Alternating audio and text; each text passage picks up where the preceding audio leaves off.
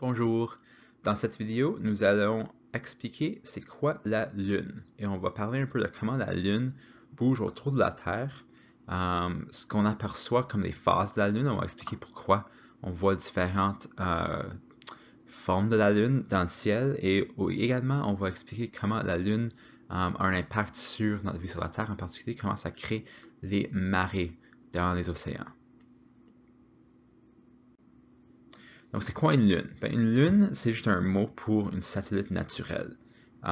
Puis c'est quelque chose qui orbite un autre corps céleste qui est plus grand que lui. Donc, la majorité des planètes ont des lunes.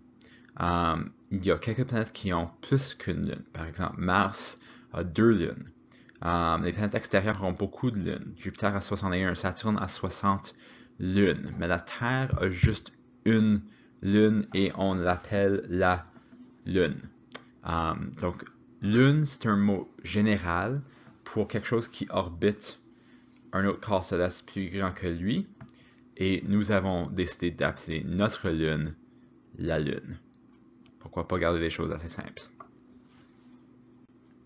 Puis notre lune, c'est en fait la plus grande satellite naturelle dans le système solaire par rapport à l'objet qu'elle orbite.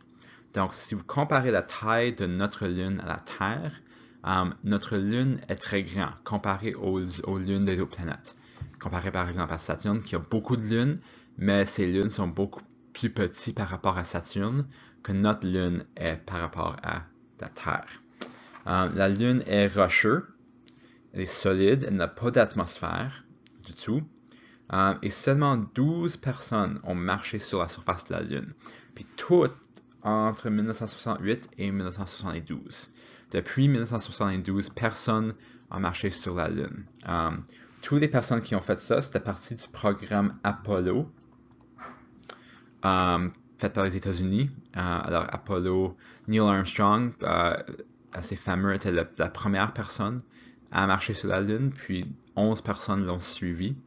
Vous avez peut-être entendu parler d'Apollo 13, qui a été converti en film avec Tom Hanks, très populaire parce qu'Apollo 13, c'était une des missions qui n'a pas pu atterrir sur la Lune à cause de différents problèmes qui sont rencontrés durant la mission. Mais depuis que le programme Apollo a été terminé, il n'y a personne qui a marché sur la Lune.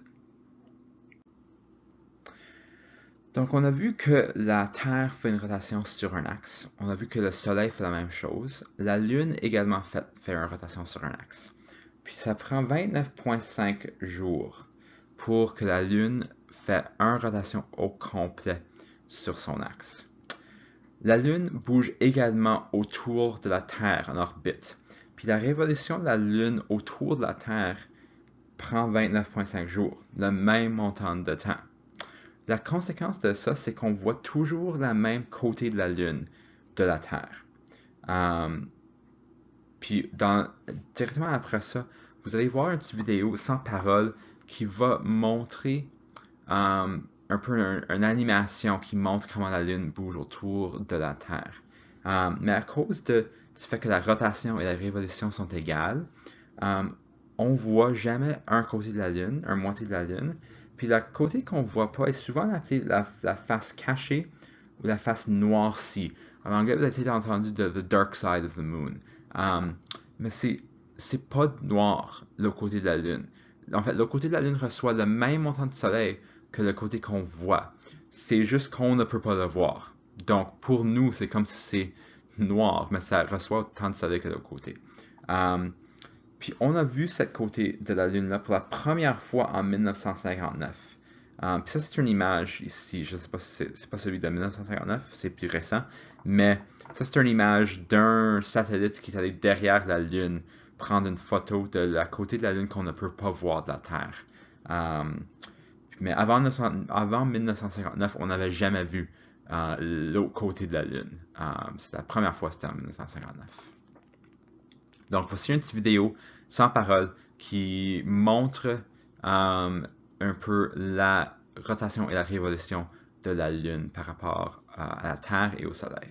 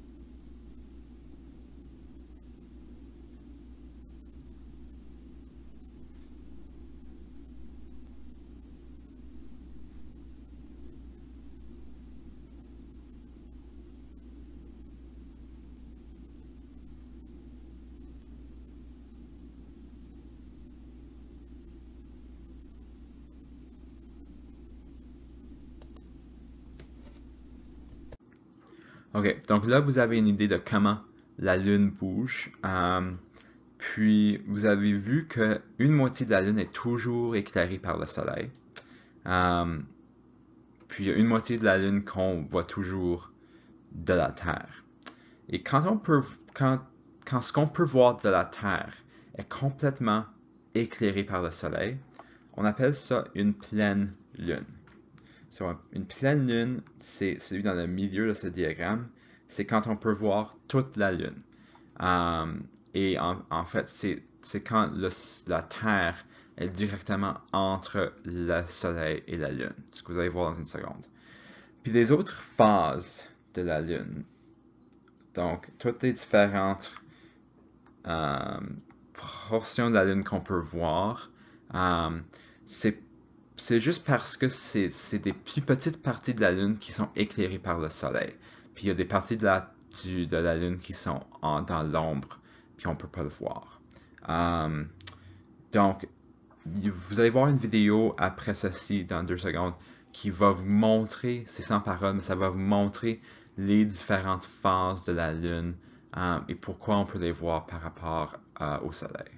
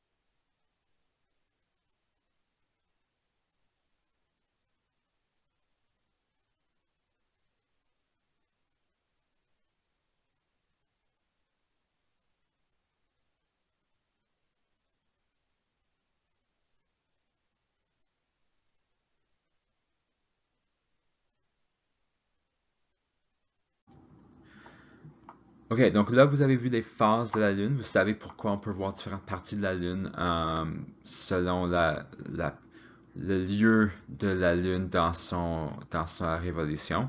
Euh, la Lune a un impact sur notre vie sur la Terre, puis c'est les marées, the tide en anglais.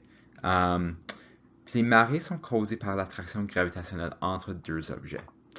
Plus la masse et les objets sont rapprochés, plus la force est grande.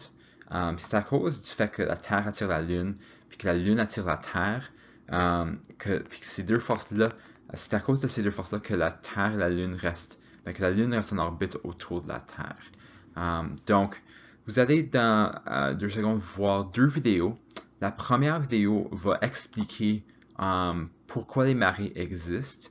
Puis la deuxième vidéo va vous montrer un exemple d'un des marées les plus extrêmes sur la Terre, qui se situe au baie de Fundy au Nouveau-Brunswick.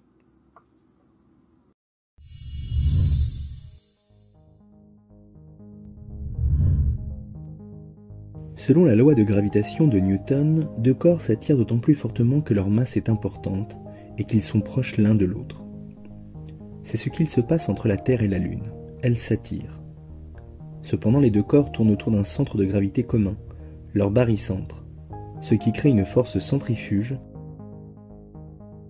qui vient s'opposer à la force d'attraction. À la surface de la Terre, l'eau est soumise à ces deux forces. D'une part, la force de l'attraction de la Lune. Du côté de la Lune, un bourrelet d'eau se crée. La marée est haute. Et d'autre part, la force centrifuge. Un autre bourrelet d'eau se crée à l'exact opposé. La marée est haute aux antipodes.